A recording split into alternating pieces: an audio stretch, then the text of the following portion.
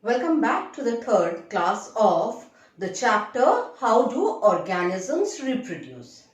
And students, if you remember, we were discussing about the asexual mode of reproduction. Today here I am going to discuss about the third type of asexual reproduction, that is regeneration. The term regeneration actually means generating the lost part or lost organ of the body.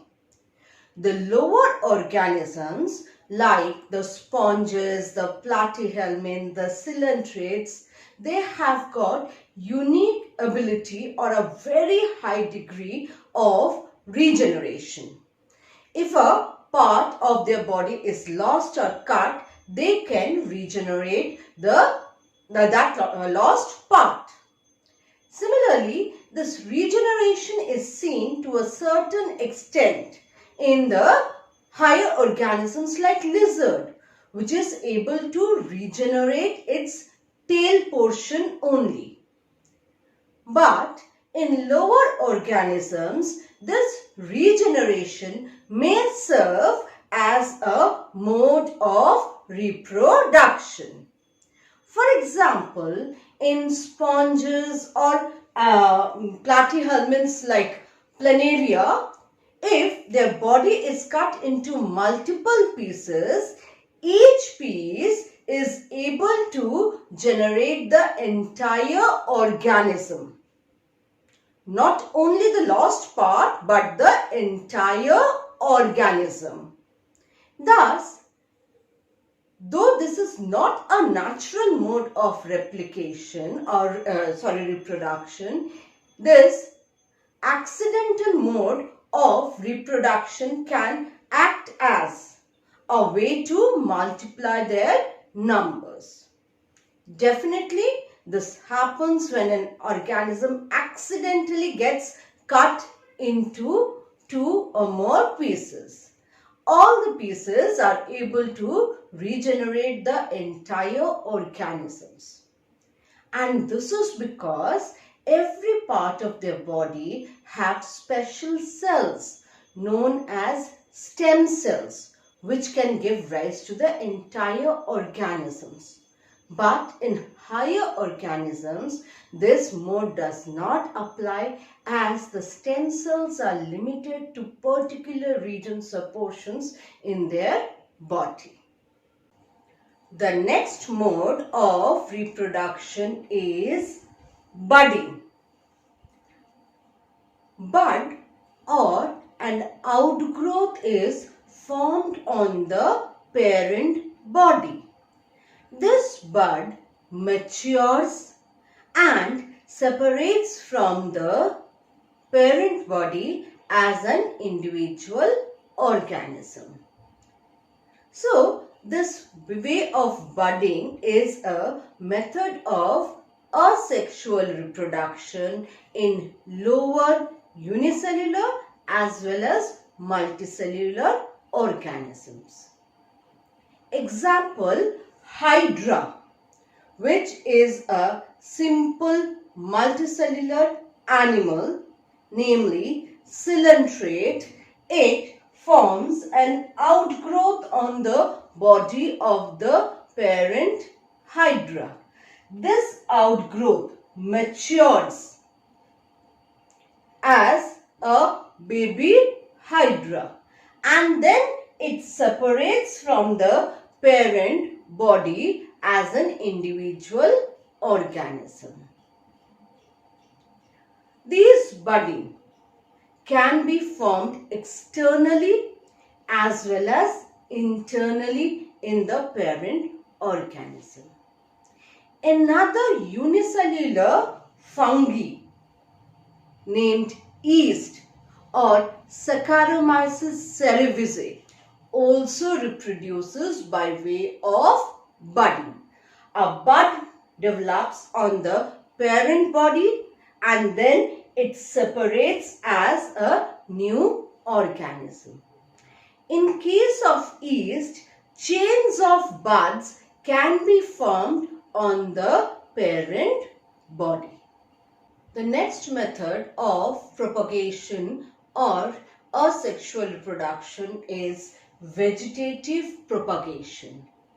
Vegetative propagation means formation of new plant from any vegetative part of the plant like stem, leaves, roots, that is except from the seeds.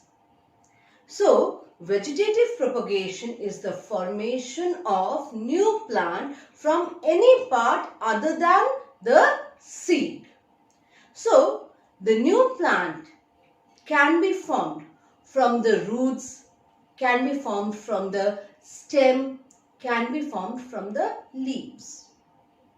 Now, vegetative propagation is divided into two types. Natural, that actually happens naturally in the plants, and artificial, that is man-made, which we have employed as a method of propagation. But before moving into that, I would like to discuss what are the advantages of vegetative propagation. Students, tell me, have you ever seen seeds of a potato plant? Have you ever seen seeds of a rose plant? No. These plants have lost their ability to form new plants. As well as the seeds of fruits like lemon and oranges, though they are present, they do not give rise to a new plant because these seeds have lost their ability to form the plantlet from it. Vegetative propagation is useful in these plants which have either lost their ability to produce seeds or in those the seeds are non-viable or reproductive. So plants like grasses, or you say the dahlia, sweet potato, they develop from, or the new plants develop from, either the stems or the roots or the leaves of the parent body. We all have seen the white eye spots on potato. Potato, as you all know, is a modified stem to store food. Now these stems bear those eye spots, the adventitious buds, from where the new potato plant can grow. Similarly, in case of grasses, you will be seeing the runners and the creepers that emerge from as the lateral branches. They creep onto ground, they move to other places and give rise to the roots there and form a new plant. Similarly, the roots of dahlia and sweet potato bear adventitious buds which are capable of giving rise to a new plant.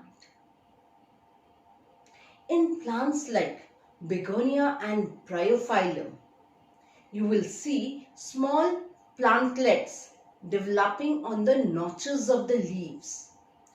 These small plantlets get detached from the parent body, fall off on soil, and there they give rise to a new plant.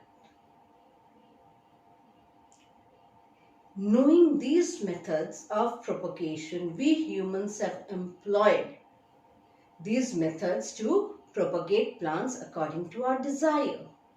For example, in case of artificial propagations like cutting, you have seen many a times we cut the branch of a rose and plant it, and after some days some new roots grow from there and that acts as a new plant.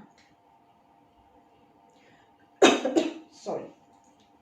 Remember students, vegetative propagation is very fast method of forming new plants. It doesn't have to grow from the seed. already you are planting quite a large size of the plant to form the new plant. As in case of cutting, if you plant a big branch of rose, you will get a ready-made that much big rose plant. Now naturally these plants will flower and fruit faster than those produced from the seeds. Next, we can get vegetatively propagated plants by layering, as we have seen in the case of jasmine. The lowermost branch, what we do, we normally just cover it with soil. The lowermost branch that touches the ground, we just cover it with the soil. After a few days, what we see, the roots growing from that part covered from the soil. Once the roots are fully grown, we can detach it from the parent plant, and that will be a new plant.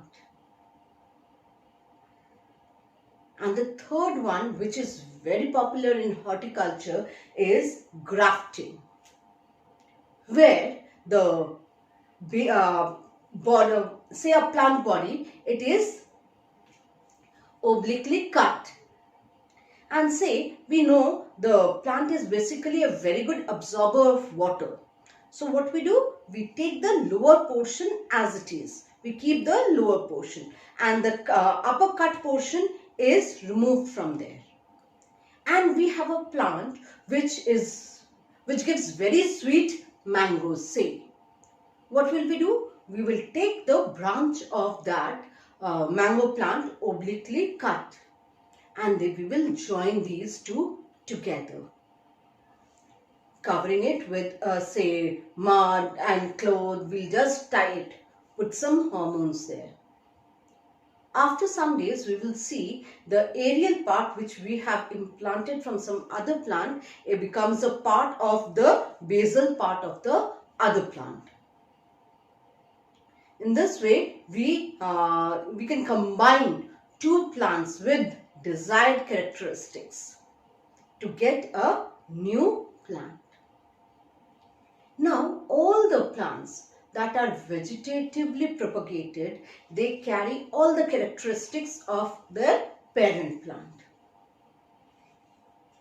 Say fruit which is a lemon which is formed by grafting, or an orange which is formed by grafting, will have its sweetness and taste just like its parent plant. So vegetatively propagated plants, they are identical in their characteristics to their parent plant.